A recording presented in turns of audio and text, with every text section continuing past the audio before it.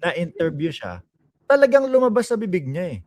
Yes. Yung solar para sa bayan.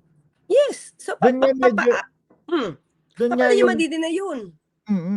So, wala na, tapos na. Yes. Para sa akin, tapos na. Oo. Di Saka, ba? yung sasabi niya na, okay, binenta na niya yung kumpanya na may prangkisa. He admitted it. Tapos, yung una ko patungkol kay ombudsman, nung nag-explain yung MGen, tinake up ko rin. So, Opo. nasaan doon yung malis? Every now and then, every day, may lumalabas na bagong facts, so you have to take that up. Diba? Opo. So, hindi, ito pa, Mark. Ang magandang hamon kasi dito, magbukasan ng records sa SEC. Dahil ang sabi niya, dinivest niya. So, sabi ko, ito issue sige, pag-usapan natin yan. Kung dinivest niya, dapat merong approval ng Congress. Tapos, after that, sinabi niya kay Pinky, later, kinalaunan, sinabi niya, kinulose niya. So, ang tanong ngayon ni Pinky Webb, kinulose mo ba o dinivest mo? Dinivest mo. Kinulose daw niya. So, nasa na yung pag-divest? May sinasabi siyang di ba, 2 taon nang hindi na gumagana? Yes. O, kaya daw ipso facto revocation. But, ano yung sinabi mong dinivest mo? Ano yung sinasabi mo ngayong kinulose mo? How can you close a company that you do not own anymore? Diba? So, ang hamon dito ngayon, Mark, ipakita na lang niya siguro yung GIS, yung General Information Sheet ng Solar para sa Bayan Corporation. At baka dun makita na totoong na-divest ang shares. Dapat malaman natin yan. Siguro dapat siya na mag-report, hindi naman galing sa akin yan. At nung sinabi niyang kinlose niya, totoo bang na-close itong solar para sa bayan? Kasi may lumalabas pang activity as of August 2025. So, ang tanong dito. Mas higit lang. Sinasabi niya, di ba? Kumbaga parang na-close na or whatever. And then parang hindi sila nabigyan ng kahit na ano. Pero 2019 pa lang daw, binibigyan na sila ng notice ng Department of Energy. Ang up to now Yes. Tapos parang binabaliwala. So, ang dapat natin malaman, kailan siya nag-divest? Base sa GIS ng kumpanya na to. Nag-divest ba siya? Kung meron man, kasi lumalabas mukhang oo. Kailan na-divest? 2025 ba? 2025 lang ba nag-divest? Nag-divest ba siya ng 2025 para maiwasan niya yung letter ng DOE? At pag wala rin pangalan niya doon, ito lang ito hindi tayo nagpapaka-libelous dito We're talking about legal matters, legal issues to. Diba? Kasi kung makikita sa GIS na 2 na lang ang natitira na shareholders dito at nawala na siya. So, it means na-divest. Kung na-divest ito, kailan? Kung na-divest ito, may nagbayad ba ng tax? Kasi, transfer yan Correct, diba? opo. May nakuha kang something out of the purchase pang-apat, yung pinagsalinan mo ba, can she afford to buy your shares? Correct, opo. Investigahan mo. Oo, di ba? Tapos, ginawa mo ba to, if ever ginawa mo ba bang na-transfer noong 2025 lang, kung lahat ito may kung.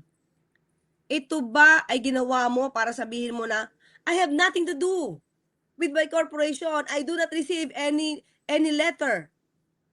Paano mo ito masasabi kung bago mo na-divest, halos 100% ikaw may-ari. Opo. At sa sabi ng DOE, di ba? Sa kanya talaga ipinapadala yung mga nila, notification or everything na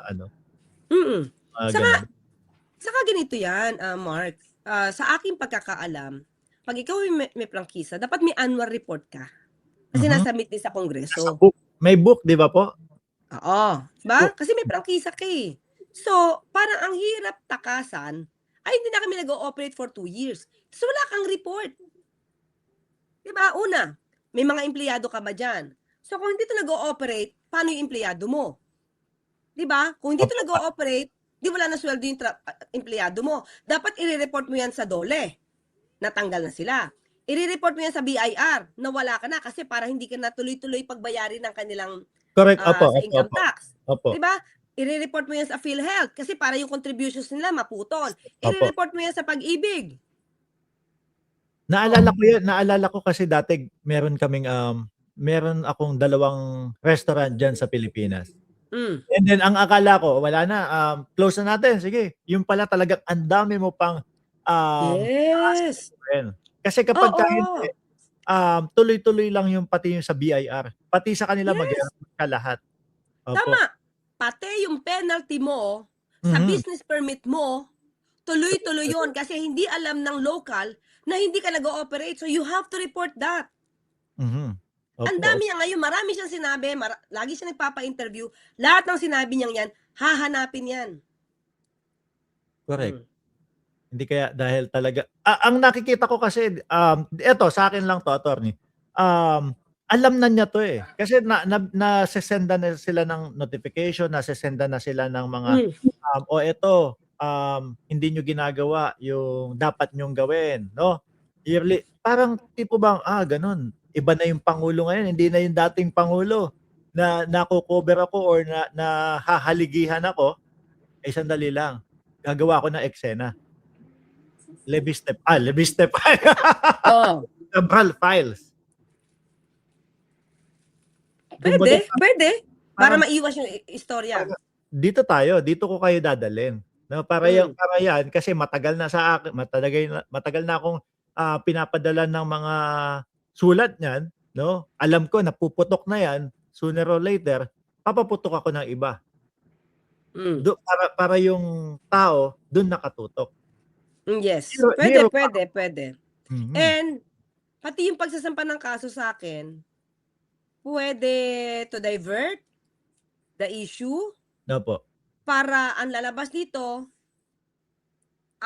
ini-issue siya, iimbestigahan siya ni ombudsman, pinagbabayad siya ng penalty ng DOE, ang 24. papalabasin niya ngayon sa mga DDS kasi ginigipit siya dahil meron siyang Levisti files.